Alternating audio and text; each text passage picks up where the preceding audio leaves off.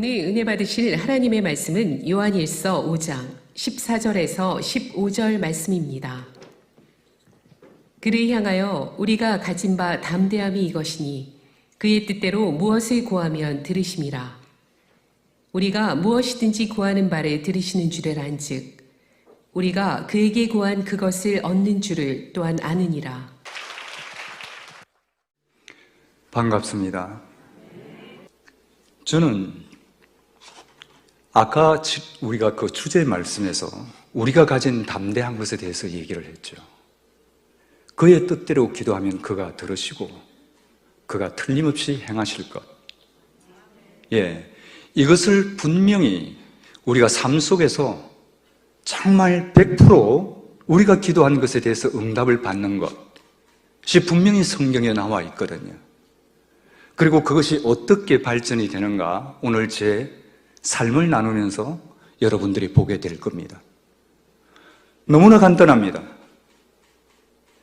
응답받는 기도에 대해서 여러 서적이 나와 있지만은 하나님은 간단 명료하게 얘기를 하셨어요.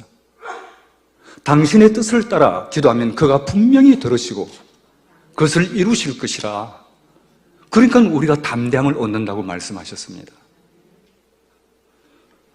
그렇다면은 제 신앙이 어땠을까? 제가 잠시 나누겠습니다. 저는 41살 될 때까지 하나님을 몰랐습니다. 여기서 영문학을 공부하고 때가 되어서 아내가 있는 미국으로 건너가서 컴퓨터 공학을 이렇게 공부를 했어요. 180도 다르죠. 그 이유는 간단합니다. 지금 태어나는 아기들 그리고 제 아내 먹여 살리기 위해서 좀 쉽게 그 전공을 끝내고 나서 직장에 들어갈 수 있는 게 뭘까? 그렇게 생각해서 영문학을 제가 좋아하던 것을 이렇게 내려두고 컴퓨터 공학을 했습니다. 그래서 이제 마치고 대학원 과정을 마치고 IBM에 들어가서 일을 했어요. 콜로라도 볼드 제가 살던 곳입니다. 너무나 아름다운 곳이에요. 낮에 이렇게 이 파란 하늘과 이 하얀 구름을 보면은 우리나라에서는 볼 수 없는 그 쨍함이 있어요. 밤이 되어도 부연 이 밝은 빛이 여전히 여광이 이렇게 남아 있더라고요. 그리고 산과 호수가 얼마나 아름다운지 저는 여기가 제2의 고향이구나 하고 여기서 살 생각을 했습니다. 그래서 IBM에 들어가서 이렇게 쭉쭉 이렇게 경력을 쌓고 이제 아이비리그 출신들을 팀원으로 데리고 팀장으로 이 위성 시스템이 있죠. 국방부에 미국의 그 위성 시스템을 IBM이 이렇게 맡아서 이렇게 관리를 하고 있거든요. 그 프로젝트를 수행하는데 어느 날 갑자기 모든 것이 힘들어지기 시작하는 겁니다. 여전히 이런 조그마한 이런 어려움이나 그런 것이 있을 때 다 견뎌갈 수 있었고 별 큰 문제가 아니었는데 미국에 가서 7년이 지나니까 우울이 시작되는 거예요.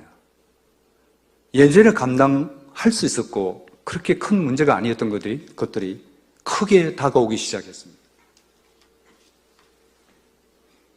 조그마한 일에도 이렇게 조바심이 나고 두렵고 걱정이 되고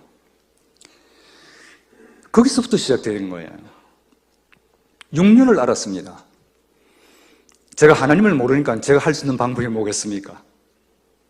이렇게 먹는 것을 관리를 하고 또 운동을 하고 또 제 취미생활이 뭘까 이렇게 살려가고 그렇게 하면서 쭉 6년을 보냈어요. 거기다가 이제 이 마음을 내가 뭔가 마음이 고장난 모양이구나. 이 마음을 고치기 위해서 어떻게 해야 되지? 그때부터 저의 이제 이 영적인 방황이 시작되는 겁니다. 특히 불교에 제가 굉장히 심취를 했어요. 볼더 콜로라도는 티베트 불교 본부가 있는 곳입니다. 나로파 인스티튜트는 세계적으로 잘 알려진 곳이에요. 그래 거기 가서 그 오묘한 그리고 굉장히 매혹적인 불교의 경전들을 보고 또 참선도 실습하고 그렇게 했습니다. 굉장히 아름다웠거든요. 물론 병이 있고 하지만은 그 불교의 경전을 하나 깊이 이렇게 들여다볼 때마다 거기에 뭔가 신비스러움이 있고 오묘함이 있고 해결이 있는 것 같았어요. 그러나 답이 없더라고요. 그래서 이제 동서양에 그럼 우리의 마음을 이렇게 정말 다룰 수 있는 그러한 예전에 이렇게 그것은 무엇인가 흐름은 쭉 다 봤습니다. 언제나 혹시나 해서 역시 나로 끝이 났어요. 참으로 안타까웠습니다. 그렇게 먹는 것도 조절하고 운동도 하고 그 다음에 또 어떻게 해서든 제가 맡은 프로젝트를 잘 이끌어 가야 되기 때문에 그 책임이 막중하지 않습니까? 그것도 외국 네이티브 스피커들, 그것도 좋은 학교 출신들이 팀원으로 있는데 제가 그걸 잘 이끌어 가야 되잖아요. 근데 그게 잘 안 되더라고요. 이 마음의 문제가 시작되니까.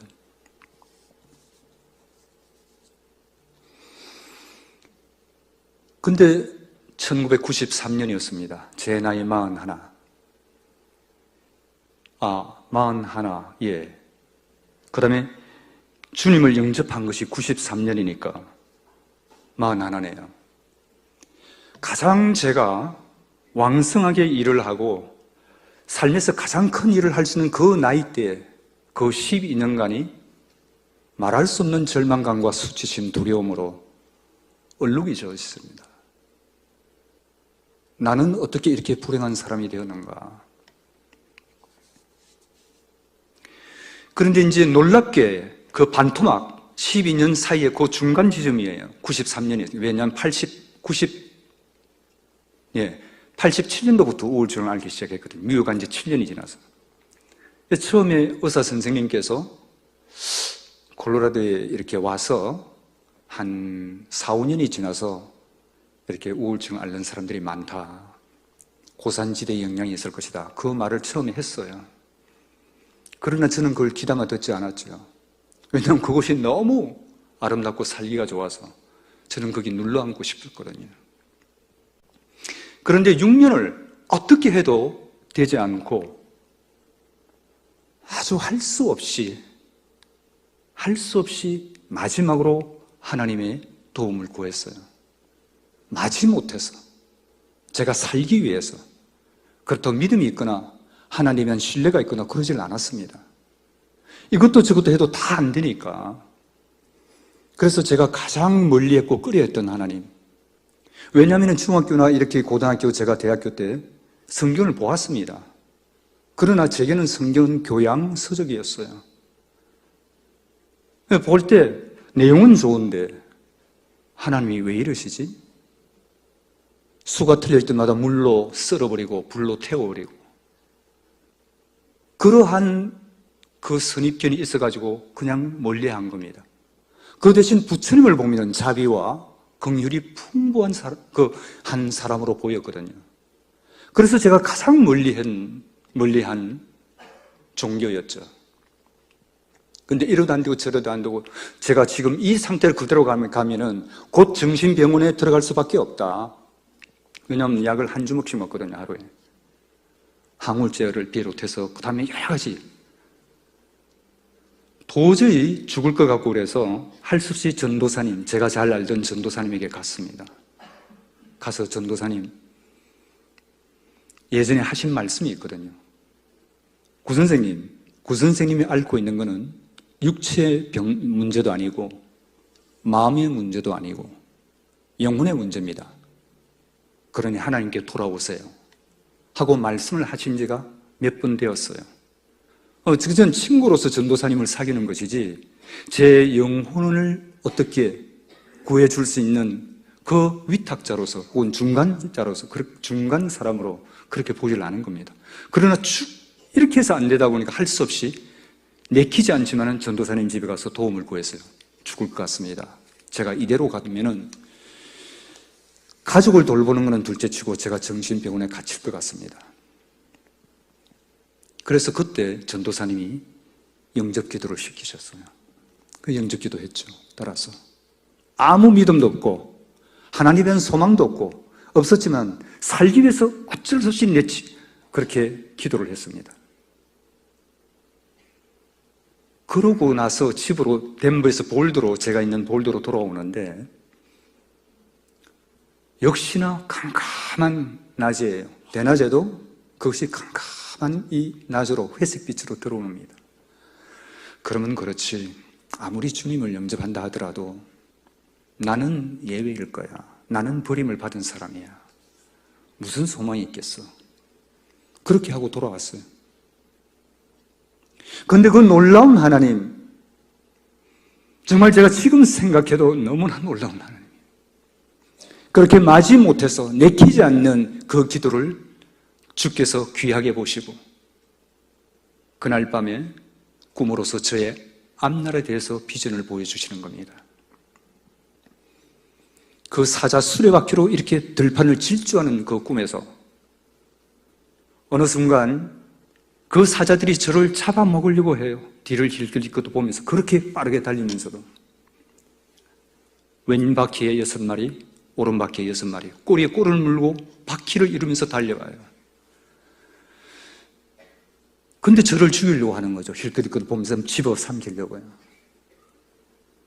근데 제가 그때 저는 이 꽃비를 잡고 있으니까 어떤 누구를 지명할 수가 없지 않습니까? 할 수 없이 발로 한 사자를 지명해서 너가 이 반역의 기운을 다스려 줄 수 있겠니? 하는 뜻으로 지명을 했어요. 그러니까 즉시 그들이 더 이상 저를 뒤로 보면서 노려보지 않고 그냥 들판을 내달립니다. 그러다가 땅을 치고 하늘로 쭉 올라가 버려요.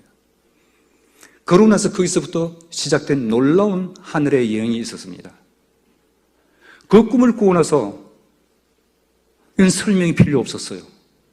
아, 이것이 하나님이 주신 메시지구나. 너무나 고마웠습니다. 그 전에 제가 어머님 때문에, 어머님이 칠순이 되셔가지고 제 집에 오셔서 말도 하나도, 볼드 콜로라도니까 외국인 성당이지 않습니까? 말도 하나도 통하지 않는 그 성당에 매일 그 새벽 미사를 가세요. 그 어머니의 변화를 보고 제가 그 주님을 영접하기 1년 반 전부터 성경을 조금씩 다시 읽기 시작했어요. 창세기부터 계시록까지. 1년 반이 걸리더라고요. 왜냐하면 회사 출근하기 전에 조금 일찍 일어나서 읽어야 하니까. 우울증을 앓으면서 읽지 않습니까? 그래도 아무 감동은 없었거든요. 단지 하나님께서 그 당신의 사랑이 얼마나 깊은가 하는 것에 대해서 별표가 치어지기 시작했습니다. 우리를 향한 당신의 사랑. 처음엔 별표 하나, 둘, 이러다 어느 대목에 가서는 너무너무 그 사랑이 짙어서 별표가 셋으로, 넷으로, 어떤 것은 별표가 7개로 이렇게 넘어가는 대목이 있었어요. 그런데도 다 읽고 났는데 저에게 어떤 극적인 변화는 없었습니다. 우울증은 여전히 지속되고 있었고요.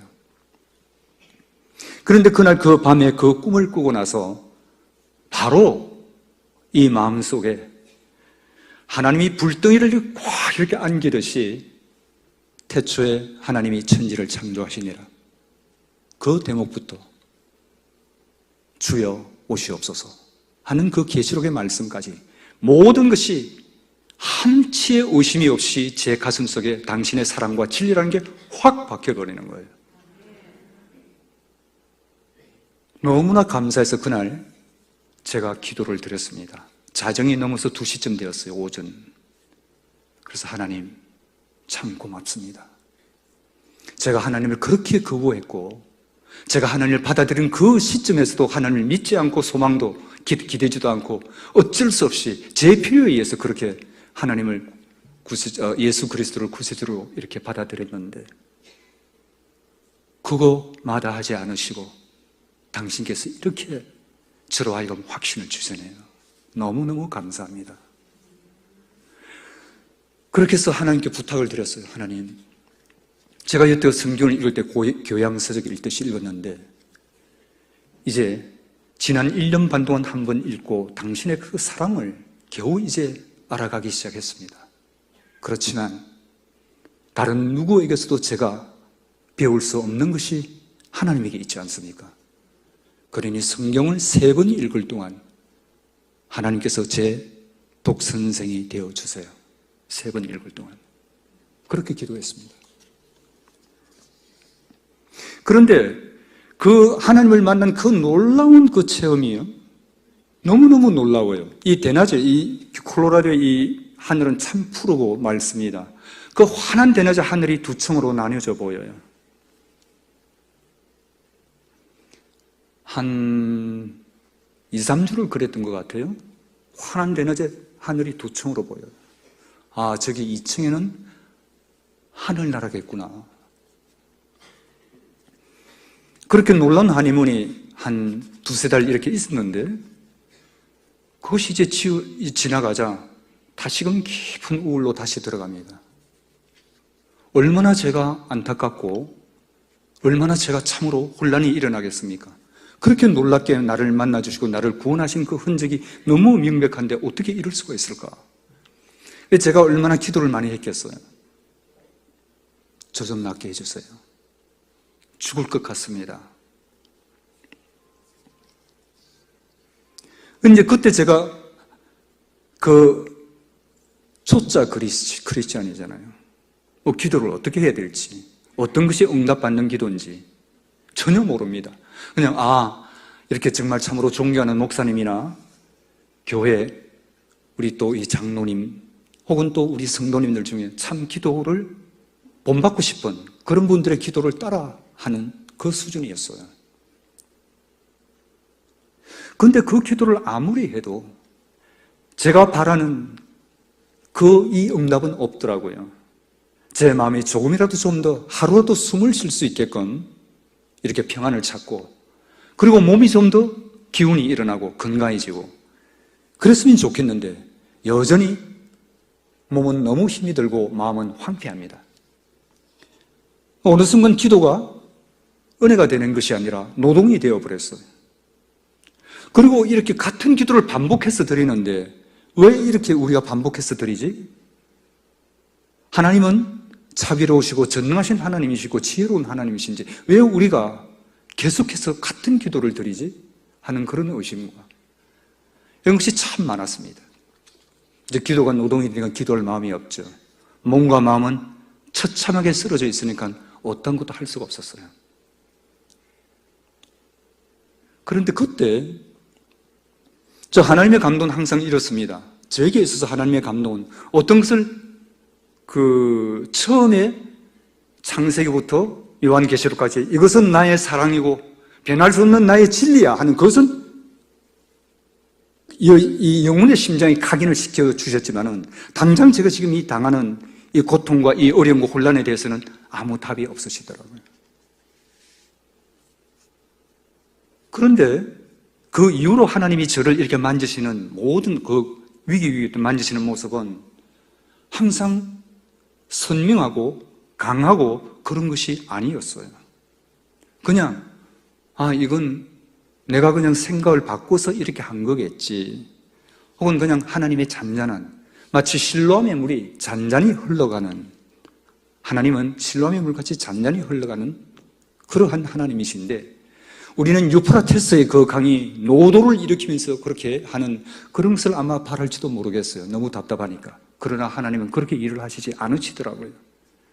그래서 어느 날 그 답답한 마음으로 이렇게 하나님께 그냥 말도 못하고 이렇게 있는데 하나님께서 감동을 주시기를 네 포켓 속에 있는 그 논문 카드에 적어놓은 거, 제가 논문 카드 3x5인치 논문 카드가 있지 않습니까? 조그마한 거기다가 꼭 제가 필요한 말씀을 적거든요. 그걸 적어가지고 수시로 제가 꺼내서 그걸 가지고 어둠의 세력들과 싸워야 했습니다. 왜냐하면 어둠의 세력들이 우리를 공격하는 것은 너무 잔인해요. 아주 사실의 바탕을 두고 치고 들어오거든요. 사실의 바탕을 두고 치고 들어오니까 너무나 그럴듯하죠. 너는 낙오자야. 너는 실패자고 너는 이제 가망이 없는 사람이야. 젊은 이 나이에 기껏 우울증을 그렇게 오랫동안 앓고 하나님을 만났다고 좋아하시네. 이런 식의 정말 이 말할 수 없는 그런 어두운 메시지가 치고 들어오거든요. 그럴 때마다 하나님의 말씀을 꺼내서 제가 싸웠습니다. 근데 하나님이 그 말씀을 하나 꺼내라고 그래요. 그래, 꺼냈죠. 주께서 나의 등불을 켜시며 여호와 내 하나님이 내 흑암을 밝히시리라 하는 시편의 말씀이 있어요. 그거 꺼냈습니다. 주께서 나의 등불을 켜심이요. 주님, 저는 등불이 없어요. 등잔에 기름도 다 말랐고요.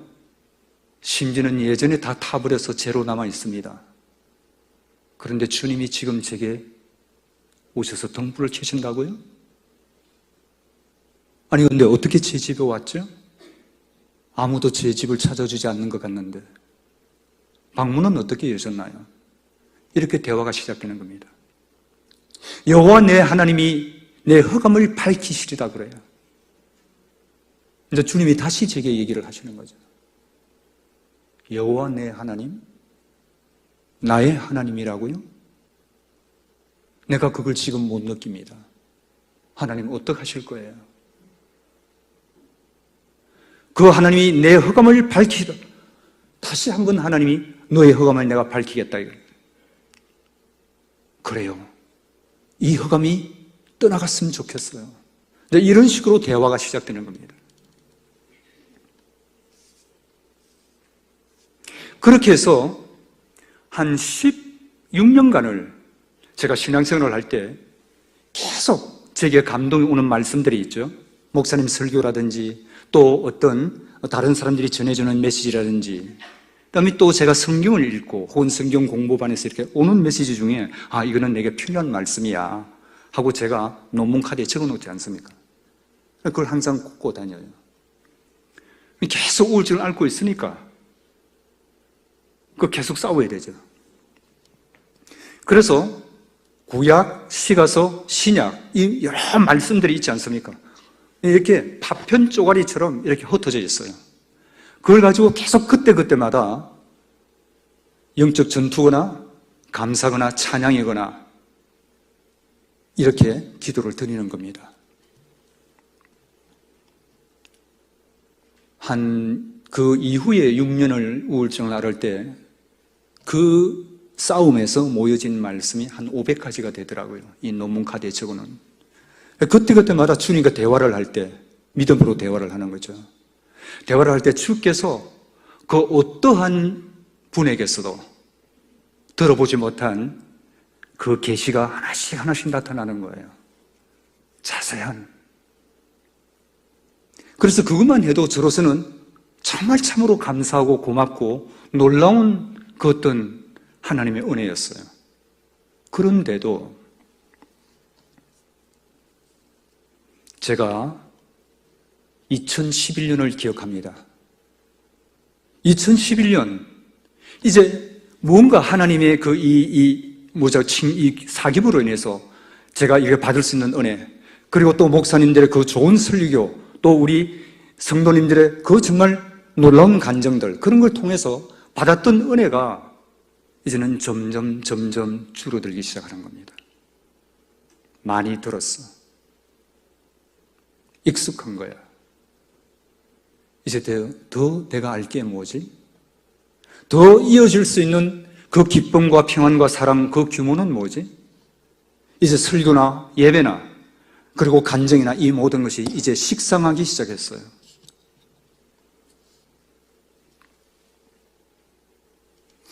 우리 시쳇말로 그런 말이 있죠. 먹을 것 없는 제사에 절만 많다. 이 제 신앙생활이 그런 위기로 들어가는 겁니다. 지금 이렇게 아픈 사람들을 돌보고 있는 가중에 제가 그러한 이런 영적인 어려움에 처하는 거예요. 제가 돌봐야 하는 사람들이 이렇게 있는데도. 그런데 또 그때도 그랬습니다. 11월이 2011년.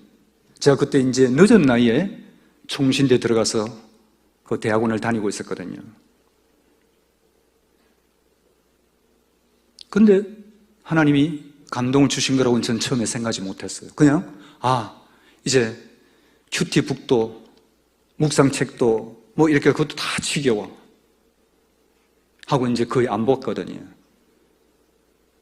근데 하나님이 주시는 감동인지 제가 생각인지 모르겠지만은 그날 잉글리시 스탠다드 버전이죠. 영어 표준 번역본이에요. 그 성경 회사에서, 그것을 펴낸 회사에서 1년에 성경 한 번을 읽을 수 있는 그 스케줄을 짜놓은 게 있어요. 그래서 그날 제가 그 스케줄대로 이렇게 읽었습니다. 그 스케줄을 보면은 2011년 11월 9일이네요. 열왕기하 22장, 시편 77장, 요엘서 1장, 히브리서 4장. 되게 이렇게 되어 있더라고요. 구약, 시가서, 신약 이렇게. 그래서 그걸 그냥 읽었어요. 읽고서 거기에서 정말 이렇게 감동이 오는 그 구절들이 몇 구절이 있지 않습니까? 그래서 그걸 공책에 적었습니다. 제가 그 말씀을 읽은 것 중에 멈추어 서서 하나님과 얘기를 좀 해야 되겠다. 대화는 이때까지 해왔으니까, 그죠? 그래서 그 구절을 적었어요. 그러고 나서 그 읽기 다 끝나고 이제 그 공책을 앞에 두고 이제 하나님과 여태껏 얘기하듯이 그렇게 하기 시작했습니다. 그날 이후로 지금까지, 오늘 제가 노트를 가져왔는데 가방, 지금까지 한 번도 이 대화식 말씀 기도에 진력이 난 적이 없었습니다.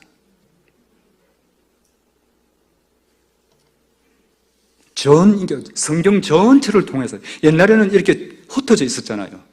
제 필요에 의해서 이렇게 모아진 말씀들이잖아요. 그러나 그게 아니라 창세기부터 계시록까지 쭉 이렇게 1년 그 스피드로 읽어가면서 꼭 필요한 지점, 그죠? 그 중간중간에 멈추어 서서 주님과 친구처럼 대화를 하기 시작한 거죠. 그러고 나니 이 대화를 하지 않은 날이 너무나 아까운 거예요. 멈출 수가 없습니다.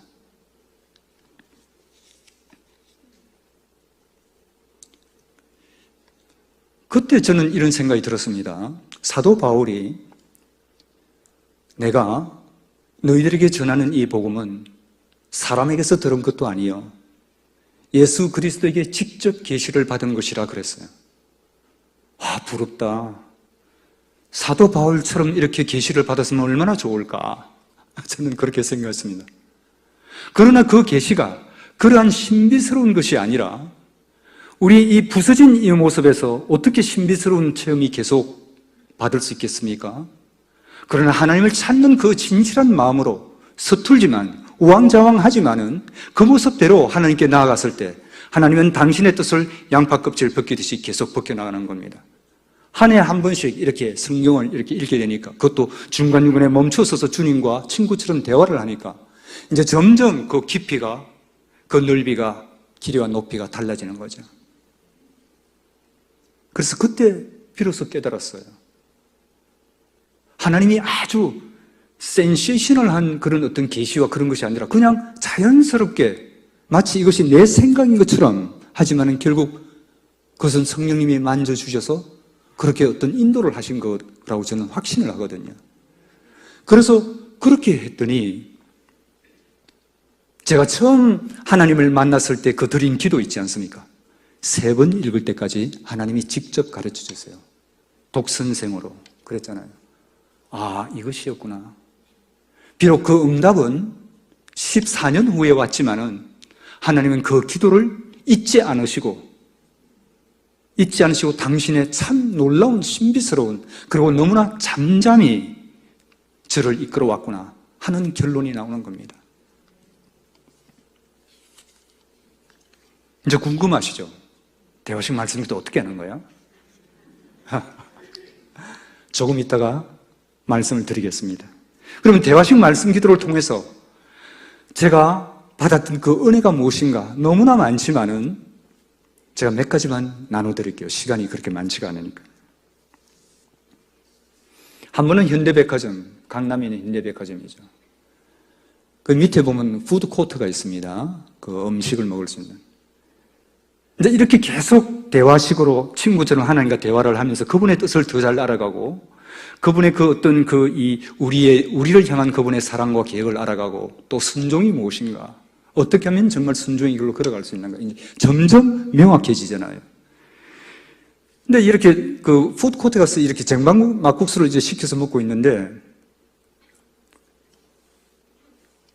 하나님이 내 앞에 계시다는 분명한 이 감동이 오는 겁니다.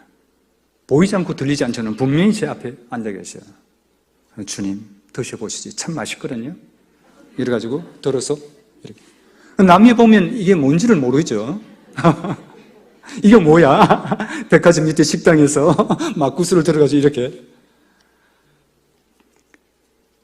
근데 그 전에 주님이 감동을 주신 게 있거든요. 인유야, 너 밥 먹을 때 감사기도 하지? 네, 감사도 하죠. 당연히 해야죠. 그래? 너 거기서 그칠 거냐? 네? 너 거기서 그칠 거야?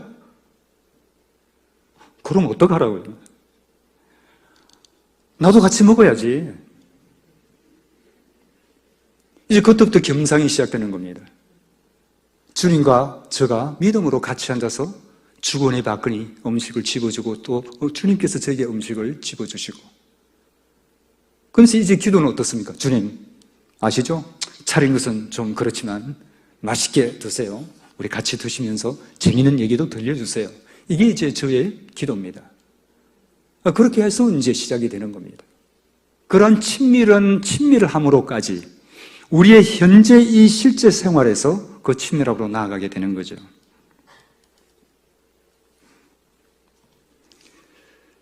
하루는 이제 교회 사역 때문에 이제 그 오후인가? 예, 오전이었던 것 같은데 무슨 일로 교회에 좀 일찍 나가야 됐어요.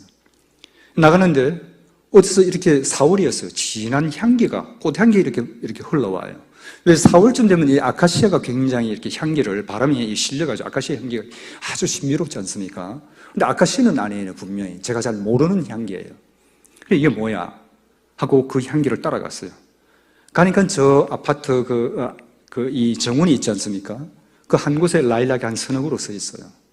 그리고 이제 보라색 꽃을 피우고 있습니다. 그래 갔어요. 와, 이쁘다. 향기도 너무 좋고 하고 거기서 멍하니 서 있었습니다. 그런데 또 거기서 오는 주님의 감동이 있습니다. 인유야, 내가 널 만나려고 향수 좀 뿌렸어. 내가 널 만나려고 향수 좀 뿌렸어. 바로 이것입니다. 우리 눈에 보이고 귀에 들리고 향기로 맡고 맛을 보고 만질 수 있는 그런 것을 통해서 우리는 하늘의 문을 열고 하나님을 만날 수 있더라는 거죠. 근데 그렇게 시작되는 겁니다. 그 다음에 또 이제 하나님께서 주시는 감동은 이것입니다. 어느 날 하나님이 이렇게 말씀해요. 인유야, 기적이 뭐야? 기적요? 잘 아시면서 저 가끔 하나님에게 투정을 부릴 때 있거든요. 잘 아시면서 왜 물으세요? 그래? 그래, 네가 기억하는 게 뭐야? 홍해가 갈라지는 것, 바위에서 물이 터지는 것, 하늘에서 만나 떨어지는 것, 그것이잖아요. 그래. 그것을 기적이라고 생각하니? 그러면 뭐게요? 그건 너희들을 너무나 극한 상황이라 그럴까? 너무나 어려운 상황을 내가 도와주기 위해서 119 구조대원으로 내가 한 일이지 그걸 기적이라고 생각해? 네가 지금 보고 있는 숲과 나무와 바람과 구름과 모든 것들을 보아라 그래요. 이것이 기적이다. 이것이 질서 안에 있는 평범한 너희들 일상 가운데 허드러지게 이렇게 늘려져 있는 질서 안의 기적이다. 왜 기적이 아닌 것을 보고 기적이라 그러느냐? 내가 창조할 때 이렇게 아름다운 질서로서 아름다운 향기로 아름다운 모양으로 모든 것을 만드는 이것이 기적이 아니니? 정말 진선미예요. 절대적인 신미안을 가지신 하나님께서 당신의 참되고 선하고 아름다운 것을 이 모든 것을 통해서 펼쳐놓으신 것을 그때부터 이제 자세히 보게 해주셨습니다. 그것뿐만입니까? 사람을 통해서도. 자연과 친하기는 쉬워도 사람과 친하기는 어렵죠. 자, 여러분이 오늘 산에 올라가서 요 나무, 박달나무, 그 다음에 여기 도토리나무, 여기 상수리나무, 그 원수진 일 있습니까? 다 이렇게 보면은 친근하게 느껴지고 얼마나 보기 좋습니까? 근데 사람을 다 앞에 세워두고 이 사람은 이러고 저 사람은 뭔가 이렇게 좀 꺼려지는 게 있죠? 좋은 사람도 있겠지만은.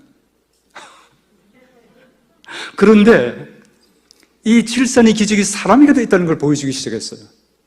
이누야 알겠니?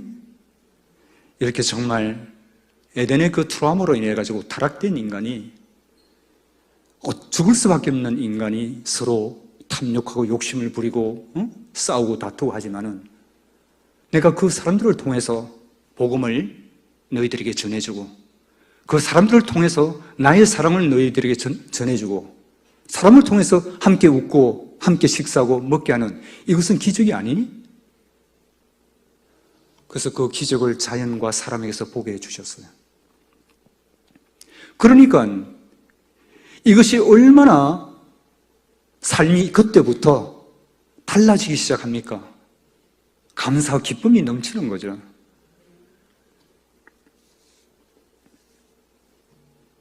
어느 날 하나님은 이렇게 말씀하십니다. 나는 너게 누구야? 하나님이시잖아요. 저를 구원하신. 그래? 그게 끝이야? 너는 처음에 나를 점으로 보았지? 그러다가 선으로 되었고 그 선이 조금 있다가 평면이 되고 그것이 지나서 조각상이 되고 그것이 지나서 사람의 몸을 입고 온 그리스도로 보였지. 그러시는 거예요. 그래서 제가 지난날을 이렇게 쭉 봤을 때 제가 옛날에 하나님을 전혀 모르던 시절에는 이 우주 가운데 그 하나 있는 점밖에 지나지 않았어요. 근데 교양서적으로 이렇게 서적 읽듯이 성경을 읽을 때 하나님은 선이 되었어요. 그다음에 이제 하나님을 이제 나의 구세주로 이렇게 받아들이고 이제 하나님을 믿기 시작할 때 하나님은 그 2차원 세계에 그려진 그림이었어요. 그러다 파편적인 말씀, 그죠? 말씀으로 주님과 대화를 하기 시작했잖아요. 전 성경을 가지고 주님과 대화하기 시작한 건 그 후의 일이고, 파편적인 말씀으로 기도를 이렇게 할 때, 대화를 할 때, 하나님은 아름다운 조각상이었어요. 그런데 전 성경을 가지고, 그 중류 이렇게 머무르고 싶은 그 지점마다 멈춰서서 주님과 대화를 시작했을 때 하나님은 성육신 하에서 오늘 내게로 오신 사람의 아들이었습니다. 얼마나 감사한지 몰랐어요. 그런데 제가 신앙생활을 하면서 가장 어려웠던 것이 하나님의 첫째 계명이었습니다. 사랑의 계명이죠. 이 얼마나 어렵고 무서운 계명입니까? 제가 제 자신을 봤을 때 물론 좋은 사람, 그냥 괜찮은 사람, 여기는 정말 좀 피하고 싶은 사람 이렇게 나누시지 않습니까? 근데 이렇게 아픈 사람들을 섬기면서 이렇게 할 때 막 이렇게 문제를 일으키고 막 이해가 되지 않는 그런 말과 행동을 하시는 분들 보면 제가 이 접시 바닥이 얼마나 속이 상하겠습니까? 그런데 우리에게 주시는 가장 큰 계명이 사랑이라고 그랬어요. 이 사랑이 얼마나 내게 이 과한 명령인지. 왜냐하면 이쪽을 때리면 이쪽을 들이대야 되고 그 다음에 원수까지도 사랑하라고 그러니 이건 도저히 이거는 담을 수 없는 계명이에요. 원수까지를 사랑한다고요? 그게 어떻게 가능합니까? 그래서 그것을 가지고 한 5, 6년을 계속 하나님께 투정을 부렸습니다. 이것을 가장 중요한 계명으로 두셨는데 이거 실천할 수 없는 거 하나님이 아시잖아요. 제가 종지자니고 아시는데 어떻게 이걸 제 맨 위에 두고 이렇게 무거운 짐을 지우시나요? 한 5, 6년이 지나서 역시 바로 그때 대답해 주시면 얼마나 좋습니까? 언제나 5, 6년, 10년 이렇게 지나서 하나님께서 보여주시는 그 말씀이 있습니다. 너희는 서로 사랑하라. 내가 너희를 사랑한 것 같이 사랑하라. 내가 이 명령을 너에게 주는 이유는 나의 기쁨이 너희 안에 있어 그 기쁨을 충만케 하려 함이라 그래요. 그러니 서로 사랑하라 그랬어요. 와우. 거기다 또 주님께서 그 십자가에 달리시면서 그 고통이 얼마나 지극합니까? 지독합니까? 주님께서 그 앞에 있는 기쁨을 내다보고서 십자가를 견디셨다 했어요. 아, 그렇구나. 우리가 정말 성화될 수 있는, 우리가 정말 주님의 모습을 닮아갈 수 있는 그 길은 우리가 알고 있는 기쁨이 아니라 주님이 우리에게 주시고자 한 그 엄청난 규모의 기쁨이고 색깔이고 질감이고 그렇지 않습니까? 그러면 그 기쁨은 탐험해 나가야지, 찾아 나가야지. 성경을 읽어서 그분에게 순종함으로 그 기쁨이 온다고 했으니 순종해야지. 그렇게 된 겁니다. 그러니까 짐이 내려지기 시작한 거예요. 그 사랑의 계명에 대한 짐이. 아, 천국 가서 우리가 정말 이렇게 살아가는 그 모습들이 그 기쁨의 충만함이구나. 우리가 알고 있는 이런 얕은 기쁨이 아니라 무한대로 자라나가는 기쁨이구나 하는 그런 확신이 생겼습니다. 이제 본론으로 들어가야 되겠네요. 그럼 어떻게 이 대화식 말씀 기도를 할 것인가?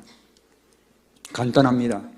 여러분들 기도의 모습 중에 예를 들어서 간청기도, 중보기도 이런 것들 있죠. 금식기도. 대부분 그것은 우리가 어떤 어려움을 당해서 그 어려움을 좀 해결해 주십사. 그런 것들이잖아요. 물론 하나님은 그걸 들어주시고 그걸 귀담아 들으십니다. 그러나 또 다른 기도의 형태가 있죠. 침묵기도, 방언기도, 관상기도, 카톨릭에서 얘기하는 렉시오 데비나가 있죠. 그것은 주님과의 깊은 친밀함을 추구합니다. 근데 제가 그것을 안 보겠습니까? 보고서 하는데 뭔가 잘 안 됐어요. 너무 복잡해요. 그리고 준비할 게 너무 많아. 내 마음속에. 준비가 안 되는데. 내가 지금 주님을 만나고자 해도 내 마음에 온갖 이 분심을 일으키는 것과 어지러운 생각들이 있어서 도무지 주님을 깨끗하게 만날 수가 없는데 어떻게 관상기도에 들어가지? 근데 대화식 말씀 기도는 그런 것이 없습니다. 그냥 읽는 거죠. 읽어서요. 읽고서 그 지점마다 서서 이제 주님과 대화를 하는데, 저 같은 경우는 직장을 다닐 때는 하루에 한 20분에서 30분 이렇게 할애를 해요. 그래서 20분, 30분을 반을 한 쪼개가지고 반은 읽고 반은 노트에 옮겨 적은 그 머물러야 할 말씀들, 그걸 가지고 하나님과 대화를 하는 겁니다. 믿음으로. 그것이 끝입니다. 대화? 신비스러운 거 아닙니다. 여러분들이 정말 복음을 보고 주님이 우리에게 그 뜻하신 것이 무엇인가? 나의 종이 아니라 나의 친구라. 그리고 새 예루살렘에서는 나의 신부라 그러시잖아요. 그런데 어떻게 친구로서 이렇게 대화하기를 우리가 주저합니까? 신부라고까지 했는데. 그죠?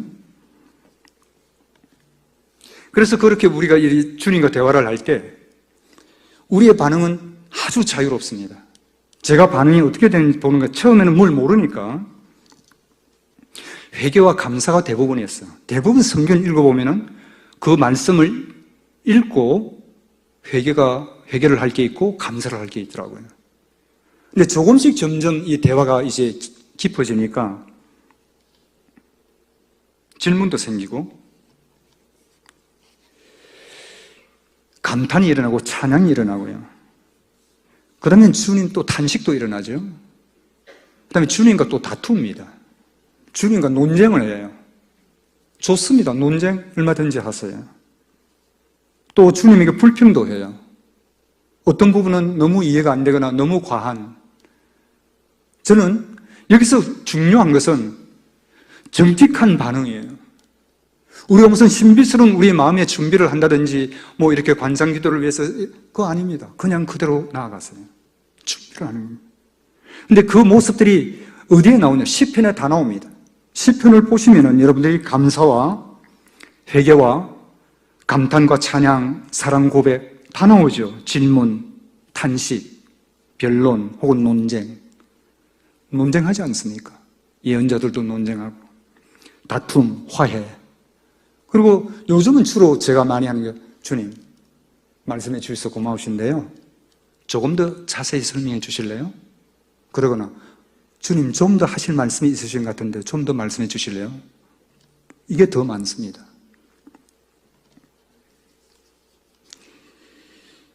그래서 여러분들이 이제 어떻게 우리에게 이런 자유함이 주어졌는가? 그건 성경을 보면 다 나와 있어요. 수가성의 여인, 주님을 만났을 때 주님을 제대로 이해했습니까? 주님의 질문에 대해서 제대로 답했나요? 동문서답에 우왕좌왕에 좌충우돌이에요. 요나도 그러고 모세도 처음 부름을 받았을 때 그냥 제 식대로 반응을 한 겁니다.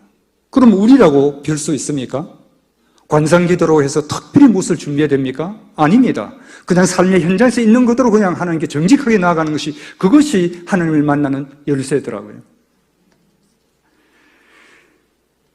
그래서 어떻게 항상 갈등이 생기는 겁니다. 어떻게 이 주님을 이렇게, 내가 이 주님을 제대로 이해했어?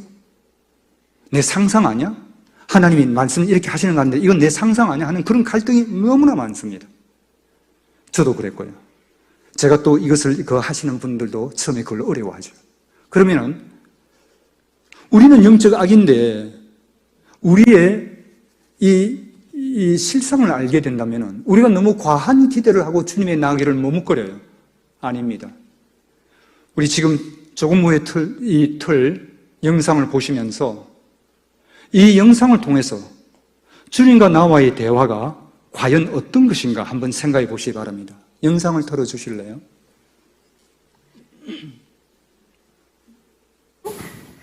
Hi. Hey there. Do you feel better after the diaper change? Oh, that's how you felt this morning? I love you. I love you. What is your name, King? Two. What is your name? Two. No, what is your name? Two. Say two. How old are you? King. Oh, what is your name? King. How old are you? Four. 네. 제 며느리가 가끔씩 영상을 보내주거든요. 그리고 그 영상 중에 두 장면입니다. 첫째는 태어난 지 9주 지나서 아주 어린 아기 때. 그 다음에 두 번째는 첫 돌 때 사진이에요. 영상이에요. 주님과 우리와의 대화가 지금 이 엄마와 아기의 대화 같지 않습니까? 아기가 엄마를 어떻게 이해하겠습니까? 엄마가 무슨 말을 하는지 알고 어떻게 반응하겠습니까? 그냥 느끼는 대로 정직하게 반응하지 않습니까? 그러니까 우리도 이렇게 정말 이 주님과 대화를 할 때 지금 엄마 아기와 그 대화하는데 아무 문제가 없거든요. 이해하고 이해되지 않는다고 해서 무슨 문제가 있습니까? 사랑이 오고 가는데 사랑이 오고 가지 않습니까? 우리도 마찬가지예요. 우리가 실수하고 실패하고 오늘 오해를 하더라도 오케이입니다. 우리가 오직 하나님을 만나고자 하는 그 열망으로 정직하게 나아가는 그것이 열쇠였어요. 그래서 제가 이제 가끔 우리 신공항 사업으로 제가 한국에 오니까 우리 그 똑똑한 아이들이, 신공항에 있는 직원들이 모두 토익 점수가 그렇게 높은데도 외국 이 기술자들과 회의를 할 때 말 한마디 못하는 그게 너무 안타까워서 제가 영어를 쉽게 재미있게 가르치는 걸 이렇게 재미있게 배우는 걸 가르쳐 주는 적이 있습니다. 근데 그때 제가 그들에게 이런 구호를 외치겠어요. 너무 한국 사람들이 안 틀리려고 하니까 당당하게 틀리자. 실수도 실력이다. 거침없이 내지르자. 근데 바로 이것이 당당하게 틀리고 실수도 실력이라는 것을 인정하고 거침없이 주님에게 나아가는 이것이 우리가 대화식 말씀 기도의 열쇠였습니다.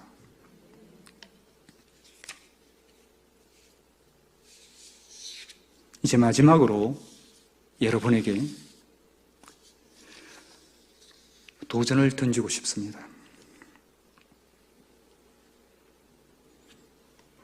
주님께서 십자가에 달리시고 마지막 숨을 거두셨을 때 성전의 휘장이 어떻게 되었나요? 한 올도 남기지 않고 쫙 찢어졌죠. 그것이 무엇을 뜻하는가요? 내가 너를 만나러 가겠다. 너와 나서 이제 아무런 벽이 없다. 그런데 어느 날 하나님이 제게 이런 질문을 합니다. 인유야, 내가 찢은 지성소 휘장을 네가 다시 꼬맬 거냐? 하나님을 만나기 위한 어떤 조건들, 그죠? 어떤 그 전제 조건들, 이런 것이 찢어진 휘장을 다시 꿰우는 그런 작업이 아니던가요? 그런 거 없었습니다. 제가 하나님을 만날 때는 그런 거 없었어요. 제가 아무리 추하고 악하게 보여도 그냥 그 상태로 그대로 예수의 피를 힘입고 담대히 들어가는 겁니다. 그렇게 할 때 진정한 회개가 일어나고, 그렇게 할 때 진정한 하나님과의 어떤 이 교제가 있고 감사가 터지고 그렇습니다. 그런데 무슨 전제 조건을 붙입니까? 하나님을 만나기 위해서 이래야 된다, 저래야 된다. 그래서 오늘 여러분들에게 묻습니다. 주님께서 돌아가시면서 천신만고 끝에 돌아가시면서 완벽하게 찢어진 그 휘장을 우리가 다시 꼬매겠습니까? 또 하루는 하나님께서 이렇게 말씀하셨어요. 인유야,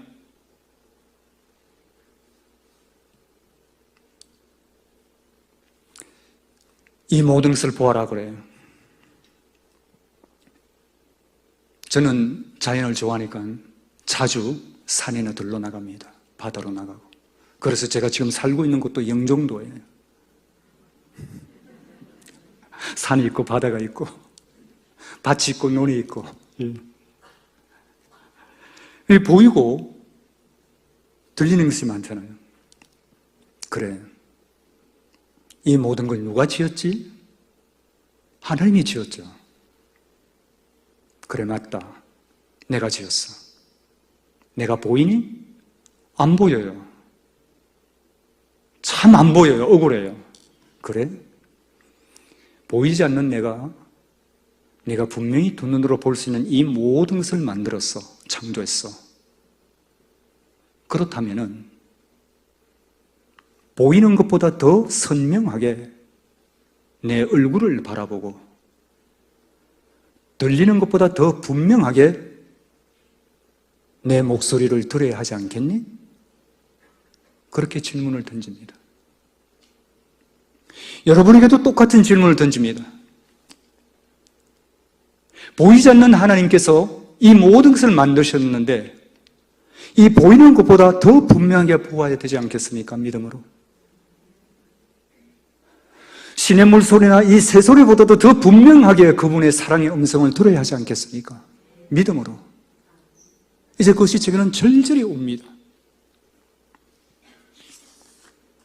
세 번째 도전입니다. 마지막. 질문을 드리겠습니다. 예수 그리스도, 그리스도 예수, 이 이름을 들으면 가슴이 감격해서 울렁거리나요? 예수 그리스도, 그리스도 예수, 이 이름만 들어도 가슴이 울렁거리나요? 그렇지 않다면은 지금부터 주님과 인격적으로 대화를 하기 시작하기를 저는 권합니다. 그것도 말씀을 따라서. 아까 제가 100% 응답받는 기도에 대해서 말씀드렸죠. 너무나 간단하고 분명합니다. 그분의 뜻을 따라, 이 대화식 말씀 기도는 그분의 뜻을 따라서 하는 기도 아닙니까? 말씀이라는 철로를 따라가지고 저희가 알프스 이 여행을, 계곡을 여행하는 것 같은 느낌이 들 겁니다. 그 객실 안에서는 여러분이 마음대로 뛰고 춤출 수 있어요. 그러나 말씀의 레일을 벗어나지는 않잖아요. 우리가 온갖 우왕좌왕하고 동문서답을 하고 천방지축으로 좌충우돌을 해도 상관이 없습니다. 하나님은 그분의 말씀으로 계속 설명을 해 주실 거예요. 그런데 그 말씀이 예수 그리스도 예수가 어느 날 이렇게 나왔습니다. 어느 날 이렇게 묵상을 하는데 이게 뭐야? 신약 4복음서 마태, 마가, 누가, 요한이죠.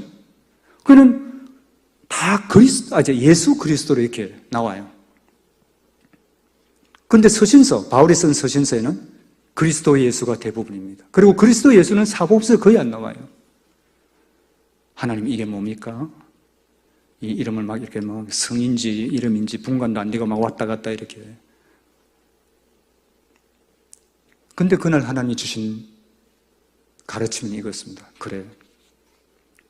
2000년 전 내가 이 땅에 왔을 때 그 사람들은 예수 그리스도라는 이름을 받아들이지 못했어. 예수만 받아들였지. 그리스도로 인정할 수가 없었어. 예수는 흔하지 않습니까? 유대인의 예수 이름은 흔하거든요.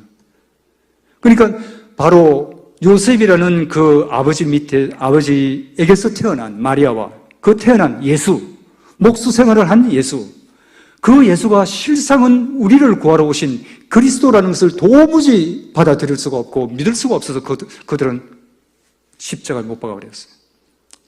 그런데 인유야, 너는 내가 그리스도인 것을 알지? 네, 압니다. 그런데 내가 너에게 예수니? 내가 너에게 예수냐?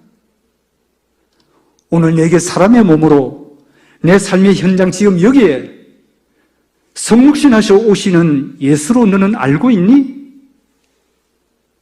너도 마찬가지야.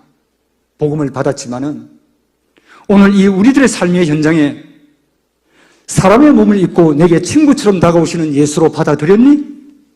그 도전이었습니다. 그래서 여러분에게도 똑같은 도전을 던집니다. 임마누엘, 얼마나 기막힌 이름입니까? 내가 늘 너와 함께 있겠다.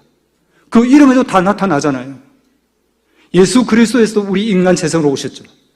그 정말 영광의 몸을 부활하시고 나서 영광의 그것을 받으시고 올라가셨지만 여전히 내가 늘 너와 함께 있으리라고 성육신 하셔서 우리에게 오시고 있잖아요. 마지막으로 기도로 이제 마무리를 하겠습니다. 아바 하나님, 주님이 찢으신 성소 휘장을 저희가 다시 꿰매는 일이 없게 하소서. 오직 예수의 피를 힘입어 주의 성소를 언제든 드나들 수 있게 도와주소서.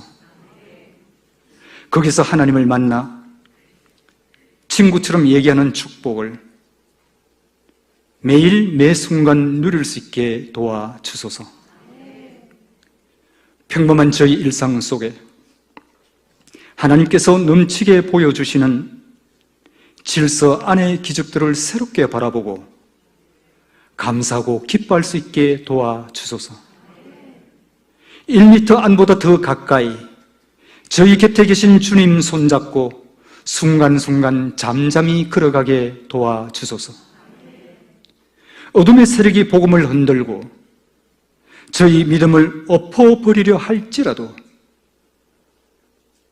하나님 보좌 우편 예수 그리스도와 함께 앉아있는 저희의 존귀한 신분으로 하늘의 현실, 곧 당신의 사랑과 진리로 땅의 현실을 다스리는 지혜를 부어 주소서. 그리스도의 끝없는 사랑, 그 십자가와 부활로 인해 저희 각자는 가야 할 곳에 이미 와 있고 만나야 할 분 앞에 이미 서 있습니다.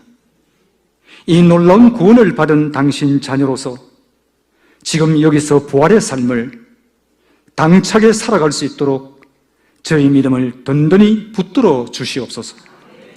예수님 이름으로 기도드립니다. 아멘.